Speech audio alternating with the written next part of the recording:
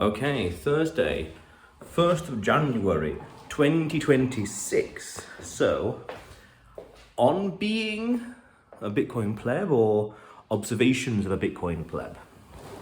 Now, some very interesting developments happening in the market in the world.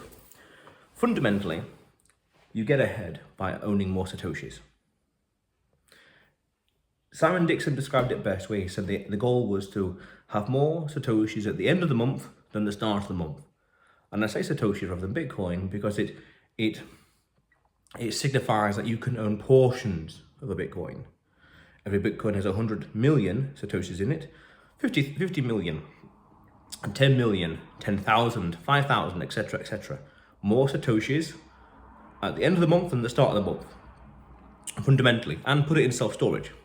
And we can go deeper to say that because the market space has developed, the infrastructure, the awareness, understanding, etc., the penetration, so to speak, is happening, and it's growing, continually growing every day, about $40 to $50 worth of growth every single day.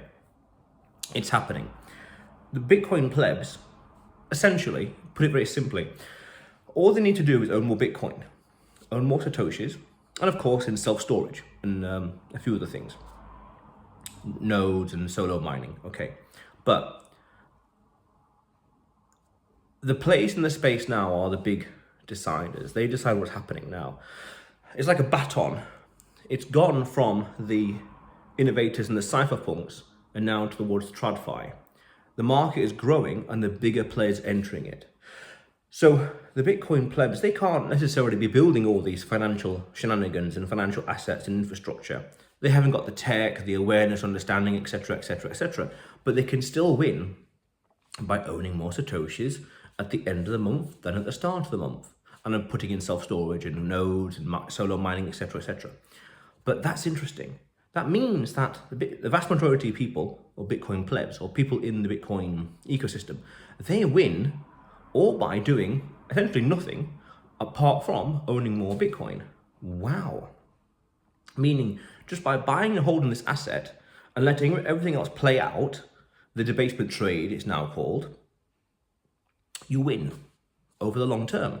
And arguably the best strategy is DCA indeed. No clever shenanigans here and there, strategies, this and that and that and this to acquire more Satoshis. The easiest, simple way is DCA. DCA. And then you can also go deeper to say, stay sovereign, stay solvent, stay sovereign. Stay solvent, stay sovereign. With regards to not using any loans or credit, leverage, to buy and acquire more Bitcoin. Because the price is going to go who knows where. No one knows where it's going to be tomorrow, for example. So the easiest, cleanest, simplest way in terms of the efficient risk frontier, the risk frontier, it's just DCA. Keeping it dead simple, and then wait 3-4 years, 41 months, you could arguably say. Some would say 18 months, but the longer the time horizon, the better. 10 years, that kind of time horizon. Does that mean that we're not holding it for the first name, we're holding it for the last name, for intergenerational? Fair enough. But the Bitcoin plebs, the vast majority of them can just win by holding Bitcoin and going onto a Bitcoin standard and going into self-storage, self-custody, no third parties, and running a node to verify their own transactions, and having a solo mining device to help support the network, help decentralization, and also to understand the technology behind Bitcoin. Yeah, it's this positive feedback loop. The more you understand, the more you involve yourself, the more you get involved, the more Satoshis you need, not just want or desire, but need to realize you need, the more these solo miners you might start having, or the more different kinds of node hardware or different software or whatever else to have and to experiment with, help support the network, all these things. The Bitcoin plebs really do win. Actually, that phrase, that quote, the meek shall inherit the earth, kind of comes to mind, because by the price of Bitcoin going up, I did a video about this a year or something ago, everything else is falling apart. The wheels are falling off the cart as the price goes up. And you can go deeper to say that you need as much as possible.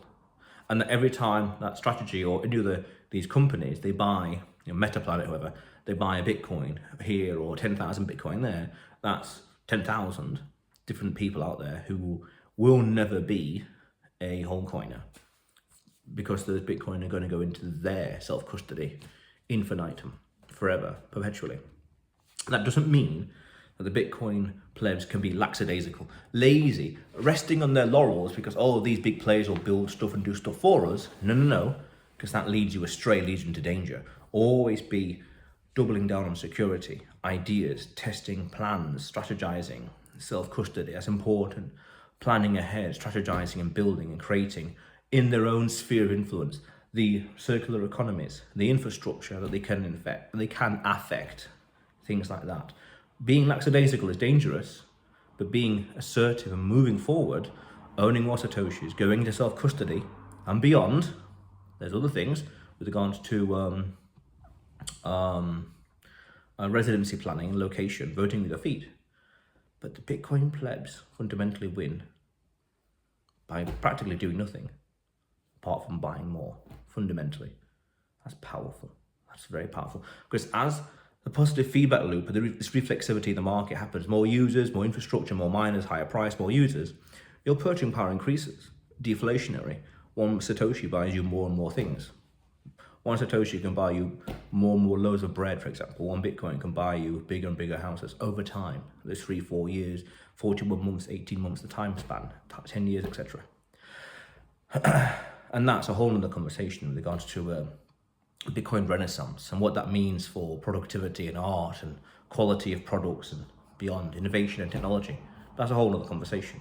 But the Bitcoin plebs win by having more Satoshis and doing what they can, not being lackadaisical. Self-storage, miners, solo mining, nodes, etc., etc. It's beautifully simple and powerful. Very beautiful and simple and powerful. But otherwise, Adrian's daily vlog, sharing smart stuff men should know. Subscribe for more, and you will see me tomorrow.